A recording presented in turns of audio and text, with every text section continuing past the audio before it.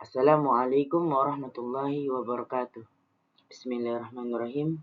Alhamdulillahirabbil alamin wa bihi nasta'in wa ala umuri dunya waddin. Wassalatu wassalamu ala asrafi anbiya'i wal mursalin wa ala alihi wa sahbihi ajmain amma ba'd. Perkenalkan, nama saya Ahmad Samil.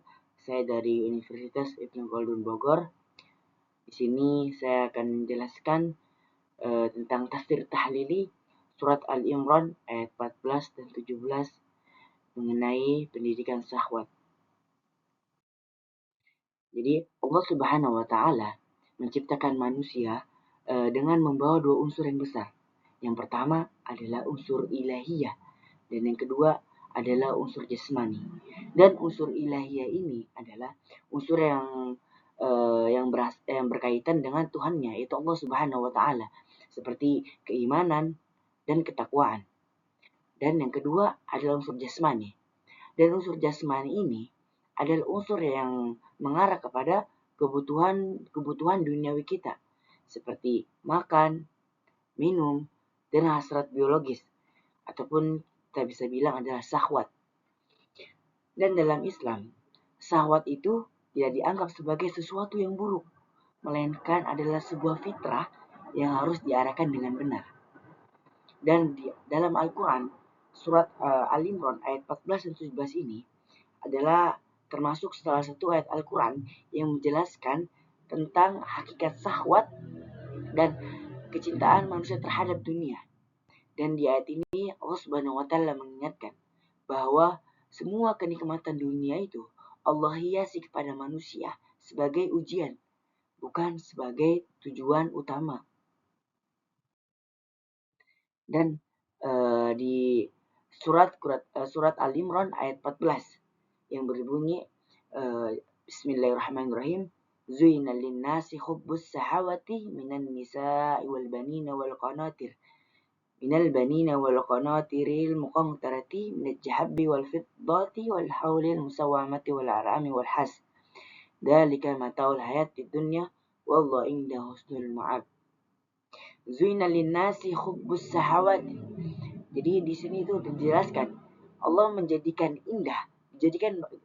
oleh Allah indah kepada manusia itu pandangannya. Minas sahwati, kepada kecintaan apa-apa yang diingini oleh dia. Itu seperti sahwat, atau bisa kita bilang adalah sahwat. Itu sahwat adalah sesuatu yang hasrat yang kita ingini, sesuatu yang ingin kita miliki, kita ingini, itu adalah syahwat. Dijelaskan di sini, jadi Allah Subhanahu wa taala itu memberikan syahwat kepada manusia, kepada apa-apa yang diingininya. Seperti contohnya minan nisa, kepada wanita-wanita, wal banina dijelaskan itu kepada anak-anak, wal qanatir, dan qanatir di sini adalah jamak dari qintara, yang jamak, jadi dijelaskan itu seperti harta yang banyak. Wal qanatir, harta yang banyak. Muqantarati, dari seperti dari jenis emas. Minal jahabi, dan perak, wal fiddati wal haulil musawamati wal anami wal has. Perak dan kuda-kuda pilihan, hewan ternak, dan sawah ladang, sawah yang luas. Nah, Allah menjelaskan semuanya bahwasanya kenikmatan-kenikmatan tersebut yang disebutkan di ayat ini adalah Allah jelaskan itu semua adalah jalika mata'ul hayatid dunya. Itu adalah kesenangan hidup di dunia. Jadi Allah memberikan syahwat kepada manusia. Kenikmatan-kenikmatan di dunia itu sebagai kesenangan hidup sementara di dunia. Dan wallahu indahu husnul ma'ab, dan di sisi Allah lah tempat kembali yang baik. Jadi dari semua kenikmatan dunia itu di sisi Allah, hanya di sisi Allah lah tempat kembali yang baik. Dan di ayat 15 dijelaskan, Qul a'unabbiukum bihairin min dzalikum lilladzina taqaw inda rabbihim jannatun tajri min tahtiha al-anharu khalidina fiha wa azwajun mutahharatun wa ridwanun minallah wallahu basirun bil ibad. Jadi jelaskan di sini adalah Artinya katakanlah, di sini dijelaskan kepada Nabi Muhammad, katakanlah, maukah aku kabarkan kepadamu? Jadi Nabi Muhammad ingin mengabarkan kepada umat-umatnya, kepada sahabat-sahabatnya ataupun umat-umatnya. Maukah aku kabarkan kepada kamu apa yang lebih baik dari demikian itu tadi, tentang kenikmatan-kenikmatan dunia, yaitu untuk orang-orang yang beriman di sisi Tuhan mereka, itu terdapat surga-surga yang mengalir di bawahnya sungai-sungai, dan mereka kekal di dalamnya, dan mendapatkan pasangan-pasangan yang suci, dan mendapatkan keridhaan Allah. Dan Allah lah maha mengetahui hamba-hambanya, maha melihat hamba-hambanya. Jadi dijelaskan ayat ini bahwasannya dari semua kenikmatan yang tadi yang dijelaskan oleh Quran surat Ali Imran ayat 14. Nah, ini mengenai tentang apa yang lebih baik dari kenikmatan-kenikmatan tadi, yaitu untuk orang-orang yang beriman. Ini itu Allah akan kasih di sisi mereka, itu surga-surga yang mengalir. Di bawahnya itu ada sungai-sungai, dan mereka tuh akan kekal di dalamnya, dan mendapatkan pasangan-pasangan yang suci, dan mendapatkan keridhaan Allah. Dan Allah Tuhan yang maha melihat hamba-hambanya. Dan di Quran surat Al-Imran ayat 16 dijelaskan, alladzina yakunu rabbana innana amanna faghfir lana dzunubana wa qina adzabannar. Jadi di sini dijelaskan tentang tadi orang-orang yang di sini lebih menjelaskan tentang orang-orang yang bertakwa, orang-orang yang tidak mencintai kenikmatan dunia, orang-orang yang tidak terlalu mencintai syahwatnya. Jadi dijelaskan, yaitu artinya alladzina yakunu rabbana, yaitu orang-orang yang berdoa kepada Tuhannya. Amanna faghfir lana dzunubana wa qina adzabannar. Wahai Tuhan kami, istilahkan bahwasanya orang yang bertakwa, dia selalu berdoa kepada Tuhannya, dan dia berkata kepada Tuhannya, sesungguhnya Tuhan kami telah beriman kepadamu, maka dari itu ampunilah dosa-dosa kami dan pelihara kami dari azab neraka. Di sini dijelaskan bahwasanya orang-orang yang bertakwa itu selalu memohon kepada Tuhannya, dan selalu meminta ampun kepada Tuhannya, dan dipelihara diri dia dari dosa-dosa dan azab neraka. Dan di Quran surat Al-Imran ayat 17 dijelaskan tentang, yaitu yang berbunyi, as-sabirina was-sadiqina wal-qanitina wal-munfikina wal-mustakfirina bil ashar. Jadi tentang orang-orang yang bertakwa, yaitu orang-orang yang bertakwa itu adalah orang-orang yang sabar. Orang-orang yang sabar yang ketika dia diberi ujian oleh Allah Subhanahu wa taala, diberi masalah, diberi cobaan. Dan yang kedua, ya as-sabirin, itu orang-orang yang jujur. Orang-orang yang jujur ketika orang-orang yang lain tuh berbuat kebohongan, berbuat kezaliman. Dan ini orang-orang yang bertakwa ini, dia akan mendapatkan kejujuran, yaitu orang-orang yang jujur, yang di dalam dirinya itu akan dihilangkan rasa-rasa bohong. Dan dia akan senantiasa jujur kepada Tuhannya dan kepada siapapun. Dan wal mufikina, dan orang-orang yang selalu menafkahkan hartanya di jalan Allah Subhanahu wa taala. Jadi orang yang selalu menafkahkan harta di jalan Allah Subhanahu wa taala, maka Allah pasti akan Allah mudahkan, dan Allah akan limpahkan hartanya untuk dia terus bisa menafkahkan harta itu untuk jihad fisabilillah, untuk menafkahkannya di jalan Allah Subhanahu wa taala. Dan wal mustakfirina bil ashar, yaitu orang-orang yang memohon ampun kepada Allah di waktu sebelum fajar. Karena kenapa? Di waktu sebelum fajar ini adalah di mana waktu yang mustajab. Karena dikatakan waktu-waktu tersebut adalah waktu di mana Allah turun langsung kepada hamba-hambanya untuk mendengarkan doa-doa hambanya.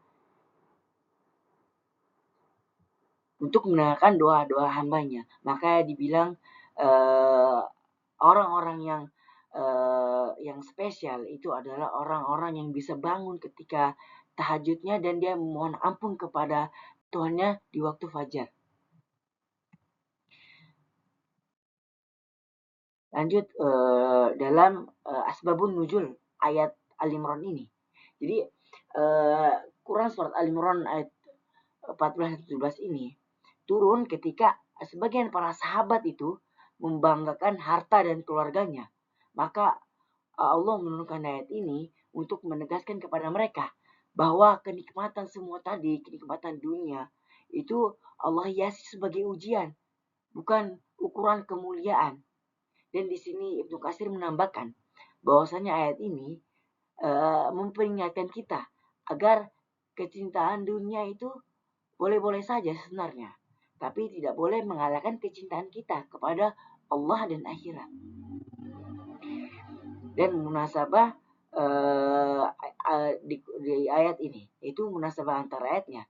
Ayat ini menjadi pengingat agar manusia tidak gampang terpersona terhadap kenikmatan dunia. Ayat ini menjelaskan tentang para sahabat yang telah memenangkan kemenangan pada perang Badar.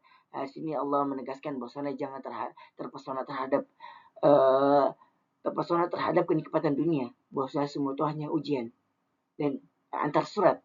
Jadi Allah mengajarkan di surat ini tentang keteguhan iman dan bagaimana pengendalian hawa nafsu dalam melawan atau mempelajari tentang syahwat ini, mengendalikan syahwat ini. Allah ya, munasabat ini antara surat ini mengajarkan tentang itu, keteguhan iman dan pengendalian kita tentang kenikmatan dunia. Dan hikmah dari munasabah ini adalah untuk menunjukkan keseimbangan bahwasanya ajaran Islam itu tidak menghapus syahwat, tapi mengajarkan kita untuk mengendalikannya atau membalance-nya antara kehidupan dunia dan akhirat, dan serta perlunya pendidikan syahwat di dalam kita untuk mengendalikan syahwat ini. Dan pada tafsir tahlinya, pada tafsir klasik Ibnu Katsir menjelaskan bahwasanya kecintaan duniawi itu adalah fitrah yang tidak Allah hapus, melainkan itu semua adalah fitrah yang baik yang sebenarnya itu harus kita arahkan dengan benar. Dan Allah menjelaskan bahwasanya syahwat ini itu hanyalah mata dunia. Jadi kan mata dunia itu kesenangan sementara yang pasti nantinya akan hilang. Dan syahwat ini sebenarnya dijelaskan oleh Ibnu Katsir harus benar-benar menjadi sarana ibadah kita, bukan menjadi patokan hidup kita ataupun tujuan hidup kita. Dan makanya Ibnu Katsir menjelaskan pentingnya pendidikan syahwat bagi manusia-manusia agar manusia itu dapat mengendalikan syahwatnya kepada hal-hal yang baik. Dan menurut tafsir Al-Muraghi, beliau menjelaskan bahwa Allah menghiasi dunia dengan kenikmatan-kenikmatan dunia tadi agar manusia itu mau bekerja keras, bukan malas. Mau bekerja keras agar tidak malas. Makanya dari itu Allah memberikan kenikmatan-kenikmatan dunia ya, hal-hal yang disukai oleh manusia agar dia itu semakin bekerja keras, semakin taat sama Allah. Nah, maka dari itu pentingnya kita itu tahu cara mengendalikan syahwat yang benar, tahu cara membalance yang benar, tahu kita batasinya, kita tahu membatasinya dengan iman kita, dengan ketakwaan kita, agar kita tuh tidak terjerat kepada kelalaian dunia, tidak terjerat kepada syahwat ini, syahwat dunia.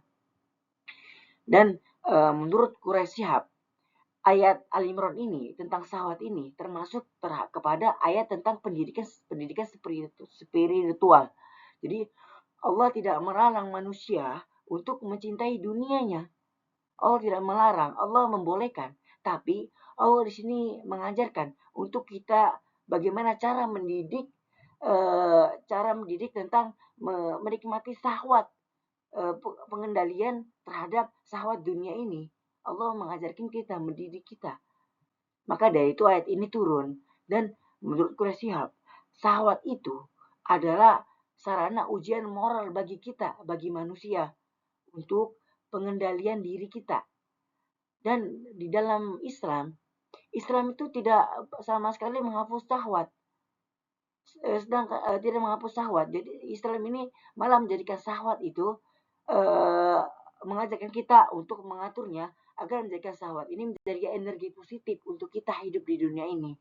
Agar kita bisa balance, agar bisa kita memilih mana yang baik dan buruk. Wah. Dan analisis kontekstualnya dari Quran surat Al-Imran ayat 14 dan 17 ini. Jadi simpelnya di ayat 14 dan 17 ini menegaskan bahwasanya kecintaan manusia terhadap syahwat duniawi itu adalah sebuah fitrah. Jadi itu normal, sebuah fitrah yang Allah berikan kepada manusia. Nah, untuk menjadikannya itu sebagai ujian, bukan tujuan hidupnya. Nah, ayat ini tuh sangat relevan di tengah budaya sekarang itu yang orang-orang yang memiliki sikap materialistik dan hedonistik yang menganggap itu adalah kepentingan dunia atau jabatan dunia itu adalah hal yang utama, yang penting, menganggap syahwat ini, kemuliaan dunia ini adalah ukuran kemuliaan mereka. Padahal sebenarnya tidak. Syahwat ini Allah berikan kepada manusia itu sebagai fitrah yang harus diarahkan oleh manusia kepada hal-hal yang baik. Dan juga di era digital sekarang nih, syahwat ini benar-benar menguji manusia. Yaitu syahwat sekarang tuh banyak sekali cobaannya.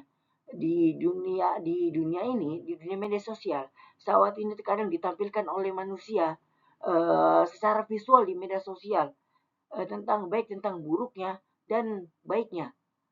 Maka dari itu manusia ini harus benar-benar membutuhkan pendidikan ataupun literasi spiritual tentang bagaimana cara mengendalikan syahwat yang benar agar para manusia ini tidak terbawa arus, tidak terbawa nafsu syahwat, tidak terbawa kepada kecintaan terhadap dunia dan mampu menyeimbangkan syahwat ini tentang baik mengendalikan syahwat ini membereskannya terhadap kehidupan akhirat kita, mengajarkan kita untuk kita mampu mengendalikannya baik di antara dunia dan akhirat, dan kita tidak mengajarkan kita untuk tidak mencintai ataupun melebihi kecintaan kita kepada Allah Subhanahu wa taala dan kepada akhirat.